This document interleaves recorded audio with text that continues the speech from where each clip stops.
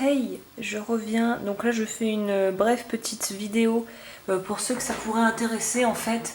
C'est un peu à l'impro. J'ai une bague que j'aurais eu besoin, enfin que c'est pas que j'aurais eu, mais que j'aimerais agrandir en fait. Je sais pas, vu que le focus est là, on va pas pouvoir fermer au niveau du focus. Donc voilà, j'ai une bague avec en argent massif avec voilà, un galet que j'avais fondu. Je ferai peut-être une petite vidéo d'ailleurs sur comment fondre l'argent pour faire des galets et des billes, ça peut peut-être être intéressant. Donc voilà, on va rester là pour l'instant sur ce que j'ai dit. Donc on va agrandir cette bague et on va voir quelle est la méthode la plus efficace pour ce faire, ou en tout cas la méthode de base. Qui est ouais, aussi la plus efficace. Enfin, j'en ai pas testé 50 000. Je sais qu'il existe une machine qui permet de faire ce travail.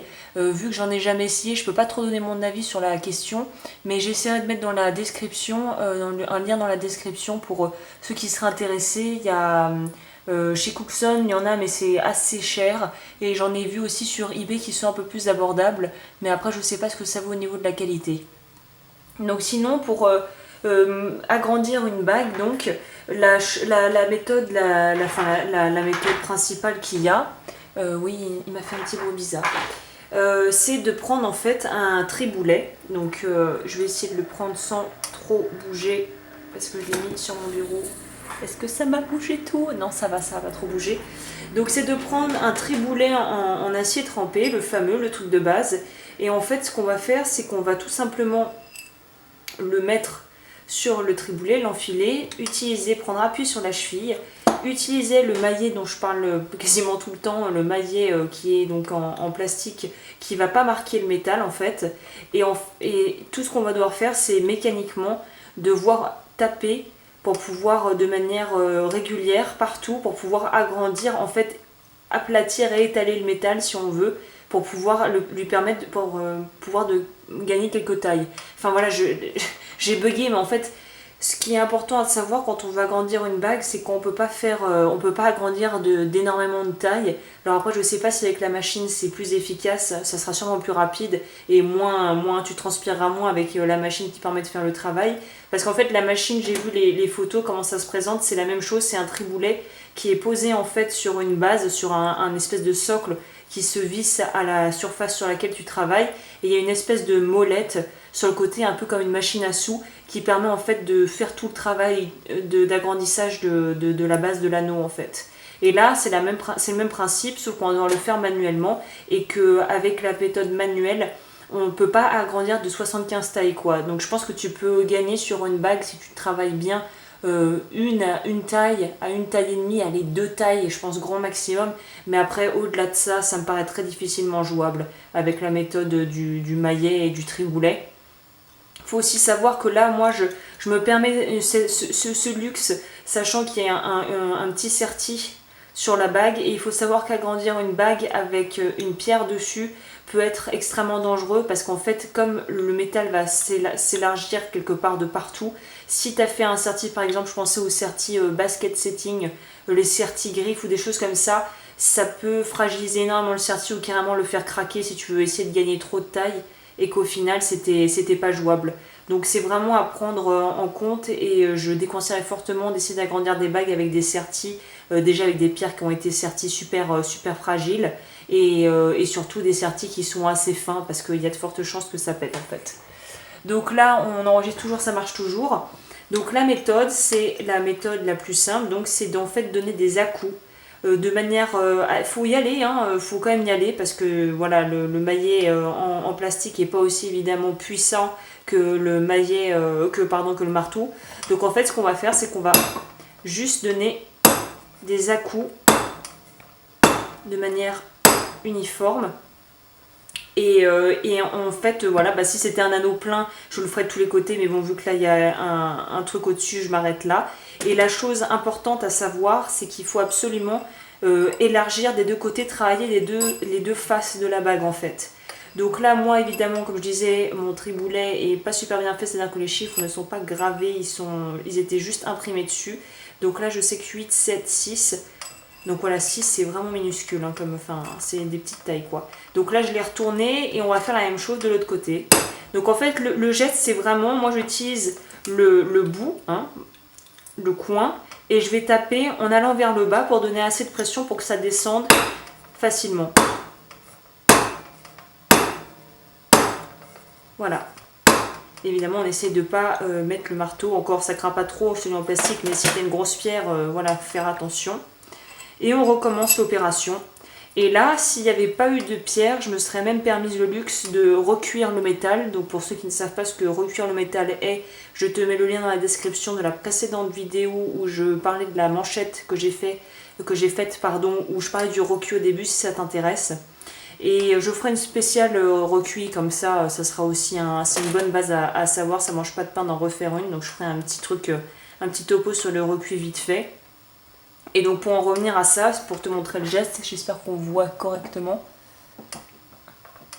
Parce que c'est peut-être un peu trop... Et si je dézoome, parce que ce qui serait bien, c'est que tu vois le geste quand même en fait. Il faut pas trop que je m'enflamme. Non, je pense qu'on est bon. Donc là, est-ce qu'on voit... Tu verras peut-être un peu mieux du coup. Donc là, ce qu'on va faire, c'est qu'on va vraiment... un coup vers le bas, qu'on vient, hop. Donc là, on est passé de 5.5 quasiment, désolé c'est en taille US évidemment, à du, là on arrive presque à du 6.2. Hop, donc je me remets en place. Ouais. Et là, comme je te disais, si j'avais une possibilité de recuire le métal, parce que là plus on le tape en fait, plus il va se durcir, plus les particules vont devenir très dures et très tendues en fait, et de recuire le métal permettrait de justement de pouvoir redétendre tout ça entre guillemets et que ça soit beaucoup plus facile à faire. Donc là on est passé à 6, c'est des brouettes. Et ça peut arriver, donc là du coup j'ai beaucoup forcé, donc il n'arrive pas à monter, donc là hop, un coup on le remonte. On retourne de l'autre côté, on place fermement le truc.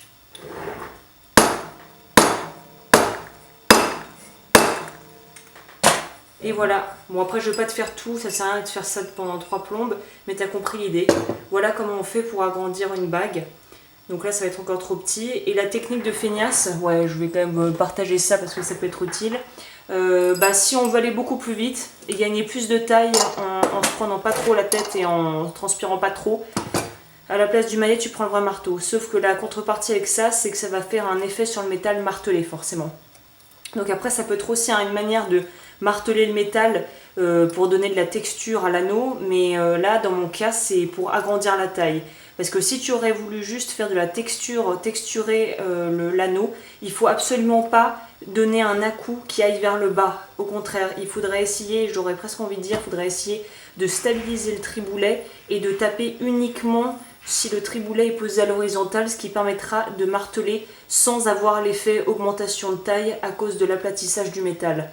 Donc si tu veux marteler, essaye de le poser comme ça et ne surtout pas taper vers la partie qui est plus large du triboulet.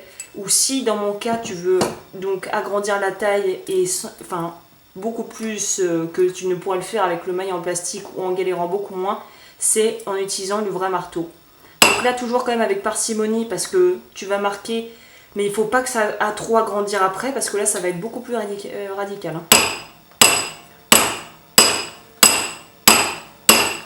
Là déjà, tu as vu, on est passé, ploup, tout d'un coup.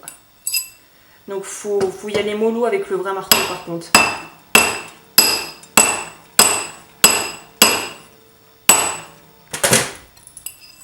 Et ça fait une très jolie texture, je ne sais pas si je vais pouvoir zoomer, mais pour ceux qui aiment ce genre de truc, et là ça rentre presque. Je pense que là ça rentrera. Voilà, là, en fait j'ai agrandi comme il me fallait. Donc tu vois, en 2 coups de marteau normal, c'est le travail qui requiert un quart d'heure de maillet quoi. Donc après c'est à voir, et est-ce qu'on peut zoomer sur ça pour voir le résultat? Bon, j'ai plus de batterie, donc là il va falloir faire court, tant mieux, et j'ai appuyé sur le mauvais bouton, ça s'est éteint tout seul, c'est pas grave, mais je voulais juste finir sur donc la fameuse pierre avec un rapproché. Donc là j'ai mis une opale, j'avais sorti une opale sur le galet que j'avais fondu, et je voulais juste montrer donc voilà à quoi ressemble un effet martelé, déjà pour ceux qui seraient intéressés de texturer les anneaux, leurs anneaux. Donc voilà à quoi ça peut ressembler. C'est assez esthétique, je trouve. Ça donne un petit côté assez sympa. Et voilà aussi la manière d'agrandir une bague de manière assez facile.